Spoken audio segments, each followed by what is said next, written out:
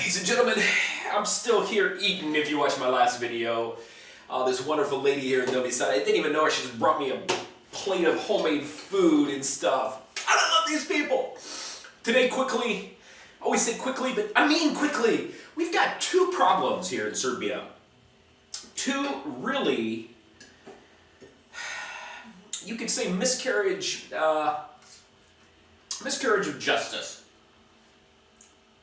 Two situations that are a little bit troubling, and you don't hear a lot about either of these, and I want to discuss them right now here. If I can get my fat rear end out of this lovely food that Miroslava made me. The first one.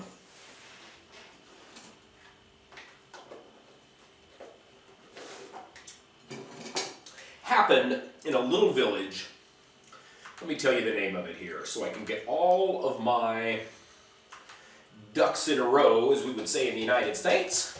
Anyway, what this has to deal with, something you didn't see much of on the news here, something about the Serbian justice system that I find very unfair and something needs change. Here was the situation. Here's exactly what happened. Thanks to Milan Pešović, my buddy from Obrenovac, he's the one that filled me in on this because I hadn't heard about it.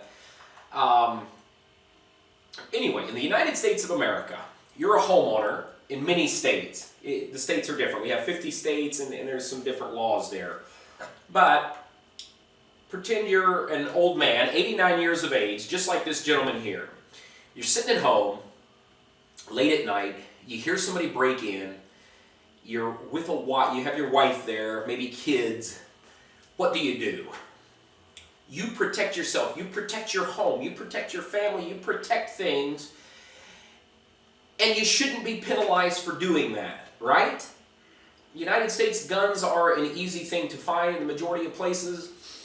People have a right under the Castle Doctrine, stand your ground laws, whatever you want to call it, that gives you the right to protect your property. If someone enters your home, your automobile, you feel like your life is threatened, or one thing like that, you can defend yourself at all costs with no prosecution, okay? Persecution, you could say, izvinite.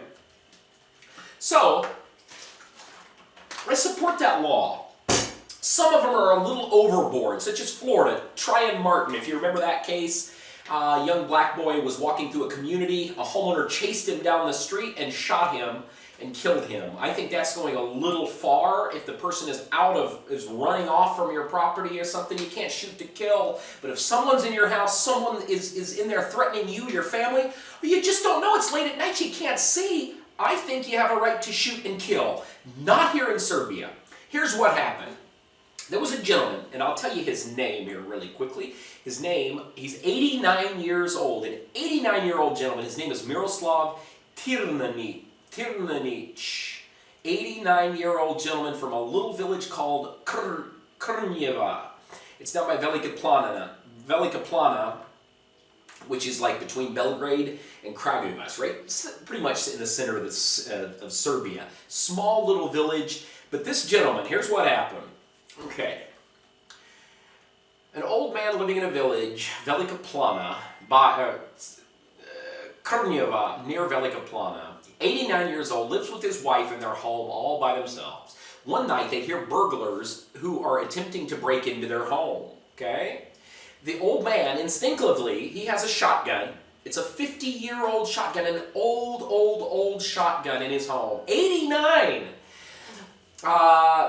He hears them, he's scared, he's nervous, of course, his wife's there, old lady. He shoots, takes a shot, shoots one of the burglars, there's two burglars there, shoots one of them in the leg. He was scared, called his son, and he told his son, he said, hey, you need to call the police, I think I maybe had killed somebody, I shot somebody that was trying to break into my home. The police came, they took the burglars into custody, they found them, they released the burglars. But the old man has been charged with a criminal offense causing general danger and faces prison sentence of up to 15 years in prison. 89-year-old man with an old wife protecting his home. They're possibly, the penalty, I don't know if they're going to do that, but the penalty is possibly 15 years in prison. Not only is this tragic because his freedom to, because his freedom and his right to defend his property as well as his wife's life. His wife now is maybe her health is not so well because she's nervous of what's going to happen to her husband.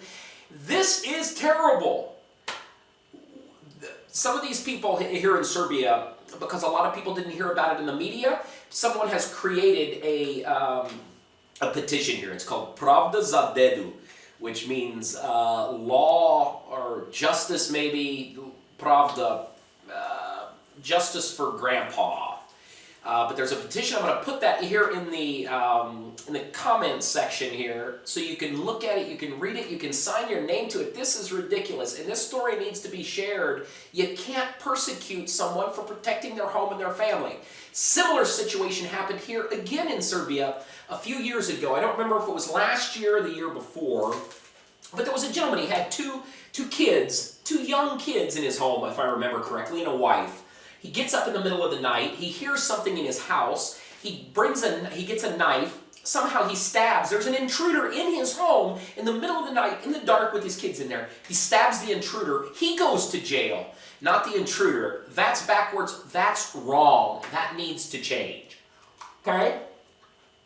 I'm not making fun of your government or your system. I just think it's wrong. Maybe you disagree with me. That's fine. But take consideration in looking at this and signing this and passing this on to people. Second, miscarriage of justice, in my opinion, happened at a place called Valjeveska Gračanica. Valjeveska, I think is how you say it. It's a monastery close to Valjevo, Serbia, which is also close to the center of Serbia. Beautiful place.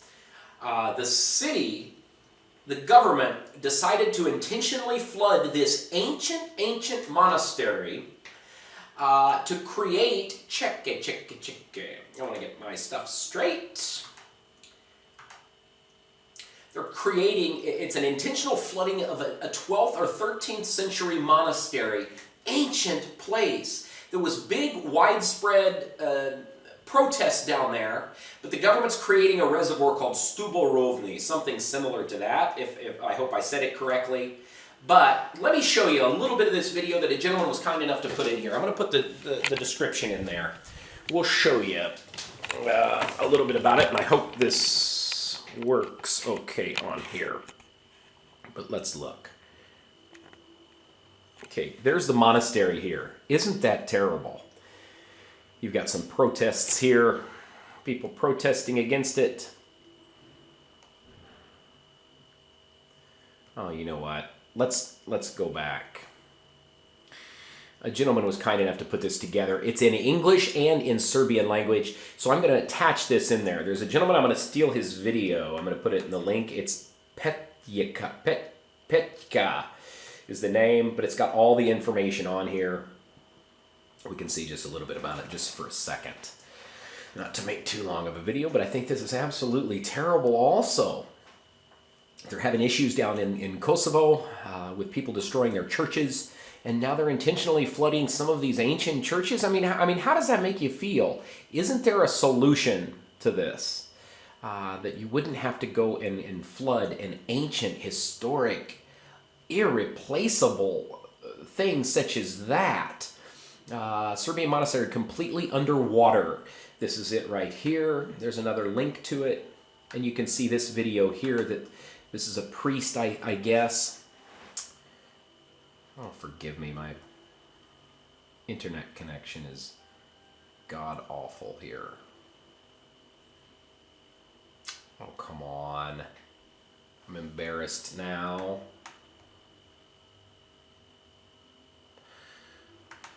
Oh, here it is.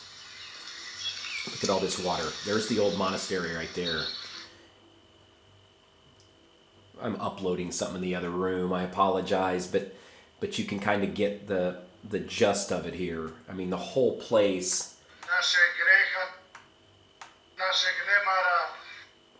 I'm not going to make you listen to it, but they're intentionally flooding. It's going to be totally underwater. Protests were kind of covered up. You didn't hear much about it. But ridiculous situations, you know. Water reservoirs and things like that are definitely important to humanity, to civilization and things like that. But you don't see a lot of media coverage over the protests against this from the Orthodox folks who are really passionate about their religion and their history. I'm not a religious guy, but this is just a sad, sad thing. So, my friends, the internet here is really bad. I apologize. So we're just going to get off here. Anyway, look at these two situations. Look at the links. Open the links. I'm going to put all the links to all of this flooding, all the protest thing in the links here. I want you to look at. I want you to consider signing the thing. Thank you so much. Do Virginia.